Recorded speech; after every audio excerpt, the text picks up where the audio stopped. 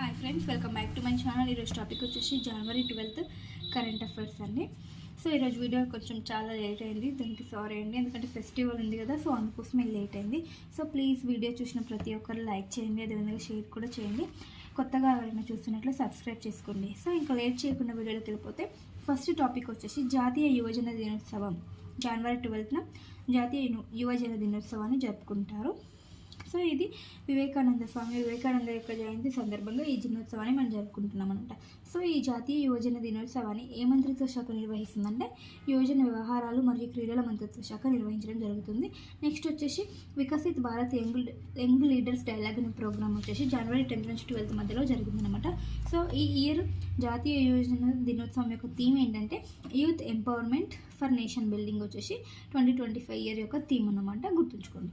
Next current affair వచ్చేసి New York times travel list 2025కి సంబంధించి ఈ ట్రావెల్ లిస్ట్లో మొత్తం ప్రదేశాలు ఎన్ని ఉన్నాయంటే 52 ప్రదేశాలు ఉన్నాయి. సో ఆ 52 ప్రదేశాల్లో మన భారతదేశం నుండి ఒక స్టేట్ అనేది సెలెక్ట్ అవ్వడం జరిగింది. 4th ప్లేస్లో కూడా ఉంది ఆ స్టేట్ ఏంటంటే అస్సాం. భారతదేశం నుండి సెలెక్ట్ అయిన స్టేట్ ఏదంటే అస్సాం స్టేట్. ఇది 4వ స్థానంలో ఉందన్నమాట. టోటల్ 52 ప్లేసెస్లో 4వ స్థానాన్ని పొందింది మన భారతదేశంలో ఉన్న అస్సాం స్టేట్. సో అస్సాంలో ఏమేమి ప్రదేశాలు ఉన్నాయి అస్సాం స్టేట్లో అంటే చెరైడియా మెయిడామ్స్ అనే శ్మశాన వాటిక. చెరైడియా మెయిడామ్స్ ఇది ఒక శ్మశాన వాటిక. ఇది యునెస్కో ప్రపంచ వారసత్వ జాబితాలో ఉందన్నమాట ఈ ప్లేస్. అండ్ ఇంకొకటి ఏంటంటే శక్తిపీఠాలు ఉంటాయి కదా, శక్తిపీఠాలు ఒకటైనా కామాఖ్య ఆలయంకి కూడా అస్సాం రాష్ట్రంలోనే ఉంది. శక్తిపీఠాలలో ఇది ఒకటి అన్నమాట, కామాఖ్య ఆలయం. నెక్స్ట్ వచ్చేసి కజిరంగా నేషనల్ పార్క్ కూడా ఉంది. ఇక్కడ ఖడ్గమృగాలు అనేవి, రైనోసరస్ ఖడ్గమృగాలు అనేవి ఈ నేషనల్ పార్క్లో ఉంటాయన్నమాట, Kaziranga national park. So New York times travel లిస్ట్లో టోటల్గా 52 ప్లేసెస్ ఉన్నాయి కదండి. సో అందులో కొన్ని ఏంటో మనం చూద్దాం. జేన్ ఆస్టన్, ఇది ఇంగ్లాండ్కి చెందింది.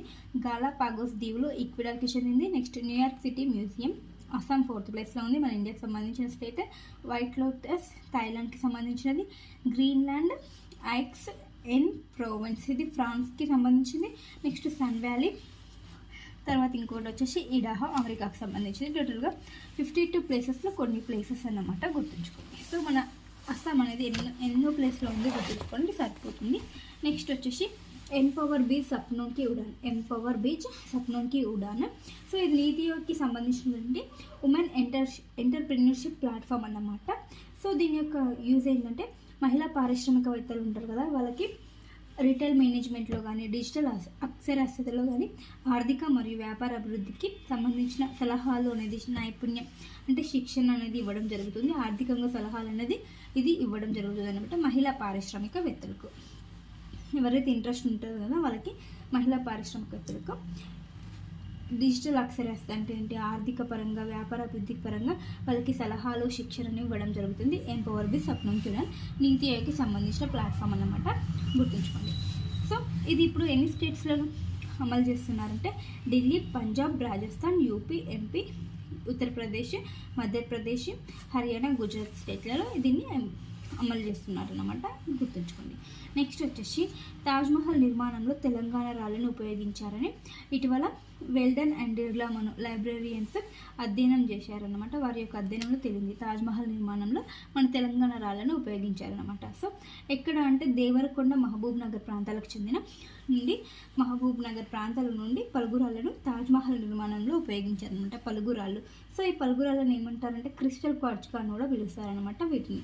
సో వెల్డన్ అండ్ ఇర్లామ్ అధ్యయనం ప్రకారం తాజ్మహల్ నిర్మాణంలో మన తెలంగాణ రాళ్ళని యూజ్ చేశారని చెప్పడం జరిగిందన్నమాట, గుర్తుంచుకోండి. నెక్స్ట్ వచ్చేసి హిమ్ కవచ్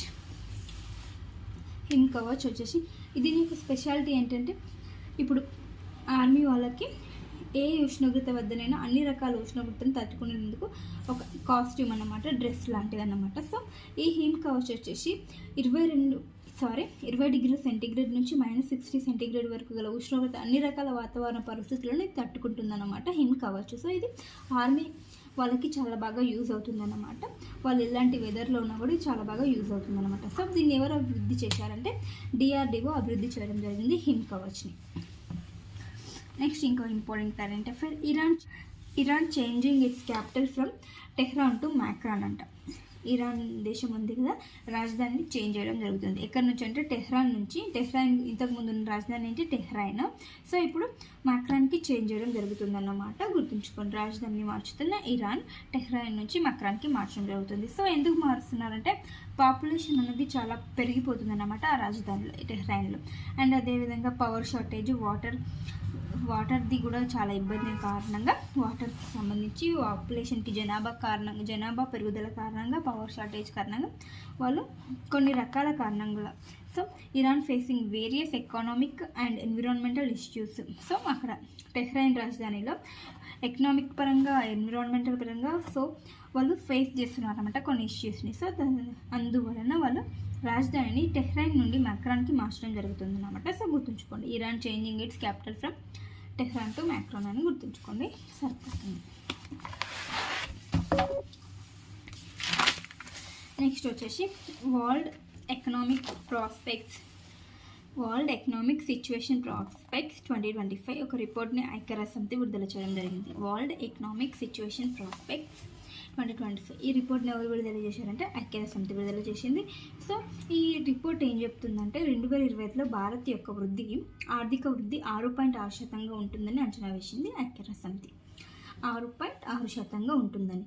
సో ఈ 2024లో భారత్ యొక్క వృద్ధి రేట్ ఎంత ఉండే 6.8% ఉండే కదా. సో 2025లో 6.6% ఉంటుంది. నెక్స్ట్ 2026లో 6.8% ఉంటుందని అంచనా వేయడం జరిగింది ఈ రిపోర్ట్ ద్వారా అంట.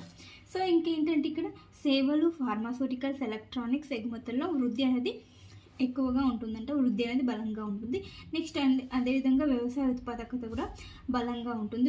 వ్యవసాయ ఉత్పాదకతలో పెరుగుదల ఉంటుందని ఈ రిపోర్ట్ చెప్తుంది అనమాట. నెక్స్ట్ వచ్చేసి 2025లో అంతర్జాతీయ ఆర్థిక వృద్ధి గుర్తుంచుకొని 2.8%గా ఉంటుందని అంచనా వేయడం జరిగింది ఈ రిపోర్ట్ ద్వారా ఐక్యరాజ్య సమితి. నెక్స్ట్ వచ్చేసి పాంగోలిన్ జీవిలో ఒక కొత్త జాతిని కనుగొన్నారు జూలాజికల్ సర్వే ఆఫ్ ఇండియాకి సంబంధించిన శాస్త్రవేత్తలు. పాంగోలిన్ జీవిలో ఒక కొత్త జాతిని కనుగొన్నారంట. ఆ కొత్త జాతి పేరేంటంటే ఇండో బర్మీస్ పాంగోలిన్. కనుగొన్న దాని పేరేంటి ఇండో బర్మీస్ పాంగోలిన్. ఇది పాంగోలిన్ జీవిలో ఒక కొత్త జాతి అన్నమాట. సో దీని యొక్క శాస్త్రీయ నామం ఏంటంటే ఇండో బర్మానికా.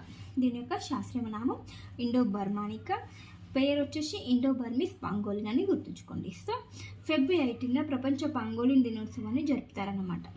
ఫిబ్రవరి 18న ప్రపంచ పాంగోలిన్ దినోత్సవాన్ని జరుపుతారు. ఎందుకంటే ఇవి అంతరించిపోతున్నాయి. సో వీటిని సంరక్షించే బాధ్యత కోసం ప్రతి సంవత్సరం ఫిబ్రవరి 18న ప్రపంచ పాంగోలిన్ దినోత్సవాన్ని జరుపుకుంటున్నారు. నెక్స్ట్ వచ్చేసి దీని యొక్క యూనిటీ ఎక్కడ ఉందంటే అరుణాచల్ ప్రదేశ్, అస్సాం, నేపాల్, భూటాన్ మరియు మయన్మార్లలో దీని యొక్క ఉనికి అనేది ఉంది. ఈ జీవికి సంబంధించిన ఉనికి ఇక్కడ ఉందన్నమాట.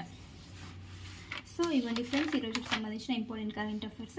ఇంకా రిమైనింగ్ కరెంట్ అఫైర్స్ ఏమైనా మిగిలి ఉంటే నెక్స్ట్ క్లాస్లో యాడ్ చేస్తాను. సో ప్లీజ్ వీడియో నచ్చితే లైక్ చేయండి, షేర్ చేయండి, అలాగే సబ్స్క్రైబ్ కూడా చేసుకోండి. సో కొంచెం ఇప్పటి నుంచి లేట్ కాకుండా వీడియోస్ అప్లోడ్ చేస్తాను. ప్లీజ్ థ్యాంక్ యూ, అండర్స్టాండ్ చేసుకోండి, అర్థం చేసుకోండి. Thank you for watching. By by.